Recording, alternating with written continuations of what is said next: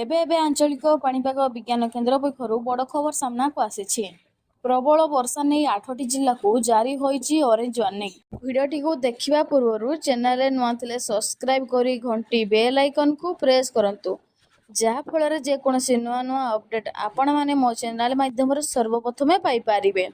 Dairy न करी चलंतु खबर उपरे नजर पकाइबा। राज्य में वर्षा जारी रही बेले आज विभिन्न जिले में प्रबलु अति प्रबल वर्षा संभावना रही। तेबे प्रबलु अति प्रबल वर्षा नहीं 8टी जिला को जारी होईची ऑरेंज वार्निंग। से जिलागुड़िक मध्य केन्दुझर, अनुगुल, देवगढ़, सुंदरगढ़, झारसुगुड़ा, संबलपुर, बरगढ़ और नुआपड़ा जिलार किछि स्थान में बिजुली घड़घड़ी सह प्रबल वर्षा संभावना रही। सेहीपरि बलांगीर, सोनपुर, बौद्ध, कंधमाल, कलाहांडी, नयागढ़, कटक और ढेंकानाल जिले में प्रबल वर्षा संभावना थिबा बेले उपरोक्त जिला गुड़िकु येलो वार्निंग सतर्क सूचना जारी कराଯାଇଛି। यह व्यतीत बालेश्वर, भद्रक, जाजपुर, केन्द्रापड़ा, जगतसिंहपुर और मयूरभंज में मध्य वर्षा संभावना थिबा जणा पड़िछि।